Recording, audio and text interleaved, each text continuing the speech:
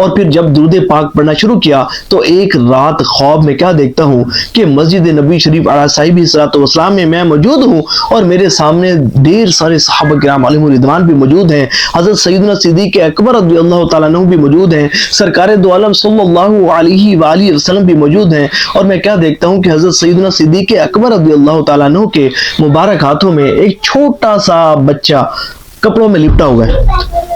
تو حضرت سیدنا صدیق اکبر رضی اللہ تعالی عنہ اس بچے کو سرکار دو عالم صلی اللہ علیہ وآلہ وسلم کی خدمت اقدس میں پیش کر دیتے ہیں، اور پھر حضور صلی اللہ علیہ وآلہ وسلم وہ بچہ مجھے عطا فرما دیتے ہیں۔ سبحان اللہ۔ پھر جب میں صبح بیدار ہوا تو میرا یقین کامل ہو گیا تھا، مجھے سمجھ آ گئی تھی کہ اللہ کریم نے کرم فرما دیا ہے اور اللہ کریم مجھے بیٹا عطا فرما دے گا، اور پھر ویسے ہی ہوا، اللہ کریم نے کرم فرمایا اور اللہ کریم نے مجھے بیٹا عطا فرما دیا۔ اور پھر وہ فرماتے کہ پھر میں نے یہی وظیفہ اپنے ایک ایسے دوست جو عالم صاحب تھے ان کو بھی بتایا کہ جن کے غالباً 6 یا 7 بیٹیاں تھیں اور ان کے خاندان میں زیادہ بیٹیاں ہی پیدا ہوتی تھیں، اور وہ بھی ان کی بڑی شدید خواہش تھی کہ اللہ کریم ان کو بیٹا عطا فرمائے، تو انہوں نے بھی 1.25 لاکھ مرتبہ درود پاک پڑھنے کی نیت کی، درود پاک پڑھا اور اللہ کریم نے 6 یا 7 بیٹیوں کے بعد انہیں بیٹا عطا فرمایا۔ بسم اللہ الرحمن الرحیم۔ بے شک اولاد اللہ تبارک و تعالیٰ کی بہت بڑی نعمت ہے۔ بعضوں کو تو اللہ تبارک و تعالیٰ بہت جلد اولاد عطا فرما دیتا ہے، اور بعض کچھ ایسے بھی ہوتے ہیں کہ جو اولاد نہ ہونے کے سبب آزمائش میں مبتلا ہوتے ہیں۔ تو آج میں اولاد کے حصول کے لیے 2 انتہائی مجرب المجرب یعنی کہ تجربہ شدہ وظائف بتانے لگا ہوں۔ اگر آپ ان پر یقین کامل کے ساتھ عمل کریں گے تو رب کی رحمت سے امید ہے کہ اللہ تبارک و تعالی آپ کو اولاد عطا فرمائے گا۔ ثواب کی نیت سے اس ویڈیو کو شیئر بھی کیجیے گا۔ دیکھیں، قرآن کریم فرقان حمید کے متعلق ہمارا ایمان یہی ہے نا کہ اللہ تبارک و تعالی نے قرآن کریم میں جو بھی ارشاد فرمایا حق اور سچ فرمایا، اس کی ہر آیت، ہر حرف، ہر لفظ حق ہے، اور قرآن کریم فرقان حمید میں اللہ تبارک و تعالی نے جو بھی وعدہ فرمایا وہ وعدہ حق ہے، سچ ہے، اور جن اعمال کو کرنے پر جس انعام کا وعدہ فرمایا وہ بھی حق ہے۔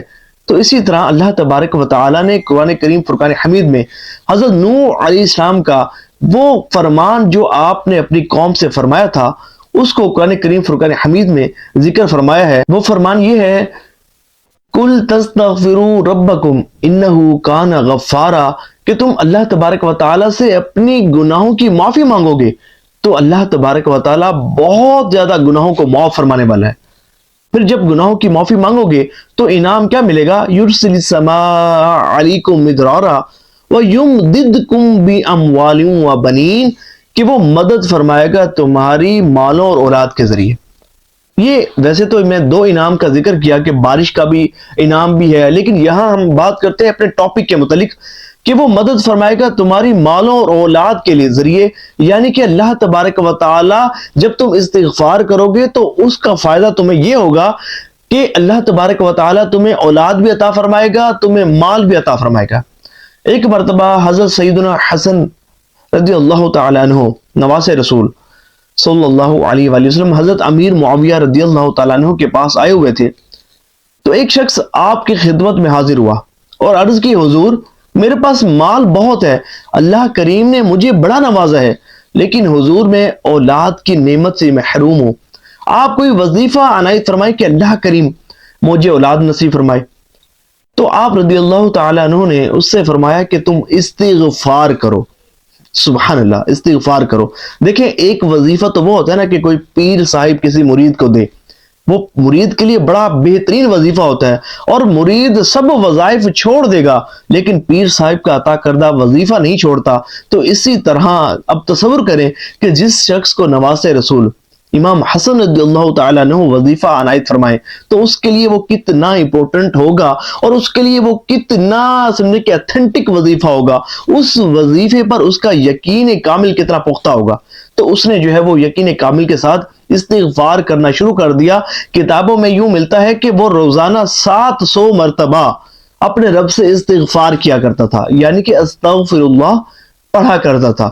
پھر اس کا فائدہ اس کو کیا ہوا کہ وہی شخص کہ جو اولاد کی نعمت سے محروم تھا، اللہ تبارک و تعالی نے استغفار کی برکت سے اسے 10 بیٹے عطا فرمائے۔ سبحان اللہ. اسی طرح حضرت حسن بصری رحمۃ اللہ تعالی علیہ کی خدمت میں 4 شخص حاضر ہوئے. ایک نے کہا حضور خشک سالی بہت ہے، دوسرے نے کہا حضور تنگ دستی بہت ہے، تیسرے نے کہا حضور اولاد کی نعمت سے محروم ہوں، چوتھے نے کہا حضور باغات میں کمی بہت زیادہ ہو رہی ہے، حضور میرا جو ہے وہ گزارا بڑی مشکل سے ہو رہا ہے کیونکہ پیداوار کھیتوں کی بہت کم ہو گئی ہے.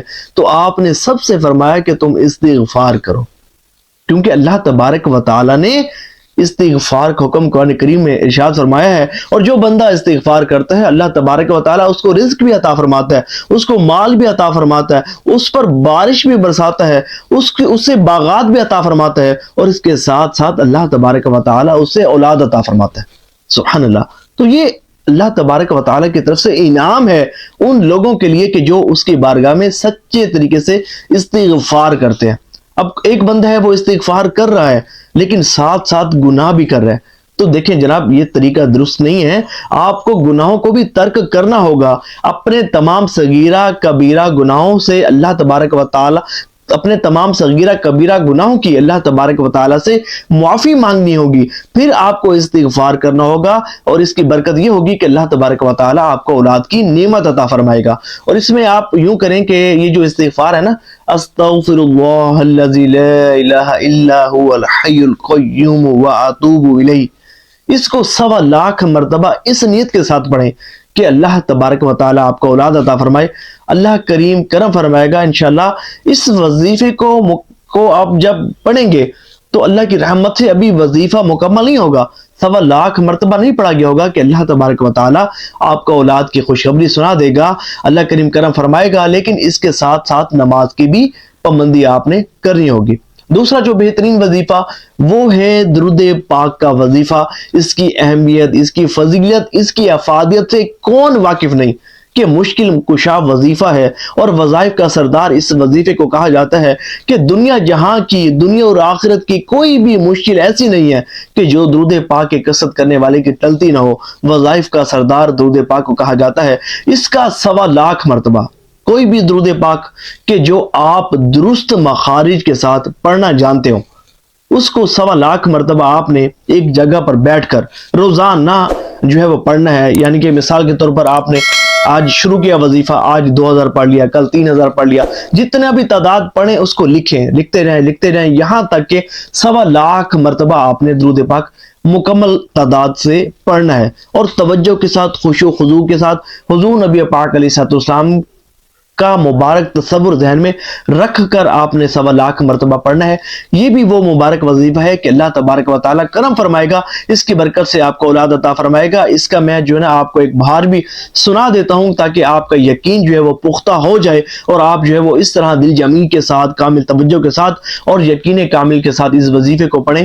میرے ایک دوست ہیں حضرت علامہ فیاض العمر صاحب، تو ایک مرتبہ میری ان سے ایک محفل میں ملاقات ہوئی تو وہ فرمانے لگے کہ میری خواہش ہے کہ اللہ کریم مجھے بیٹا عطا فرمائے.